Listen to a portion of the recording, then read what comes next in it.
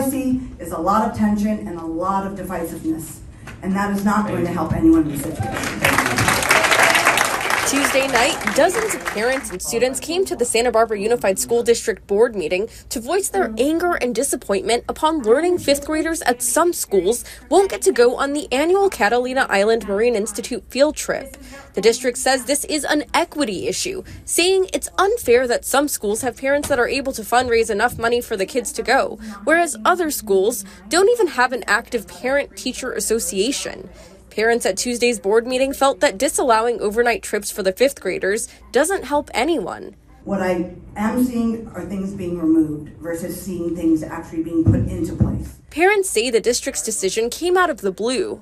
Nobody asked me to mentor a different school that needed help. Nobody reached out and said, hey, could you run an enrichment at this other school that needs this program? I would have done it. The district says overnight science trips will be allowed only for sixth graders at all schools, with the district fully funding the trip. 60% of the student population here in Santa Barbara Unified School District are living below the poverty line. They're free and reduced lunch students. Their parents work, and they cannot afford to be out of work to fundraise for our students to be able to go on this additional trip. That's why we as a district are making sure we provide that opportunity, that one time at the sixth grade level. One parent argued the trip created equity within each school because at the schools that could raise the money, every fifth grader got to go. It creates opportunities for kids that don't get an opportunity, like my kids wouldn't have an opportunity to go.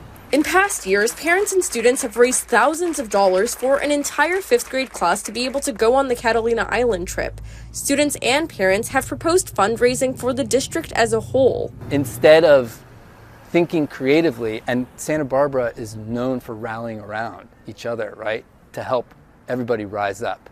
In this case, we're leveling down. District officials say they're going to be working with principals and parent-teacher associations to come up with ways to use the money raised for purposes other than an overnight trip. That the month of October August. Thank you, Eric, for that detailed report. And this raises an important conversation about our students. It guides them through high school, supports them in whatever they might need outside of school, and lets them know that we provide them a safe place to be themselves.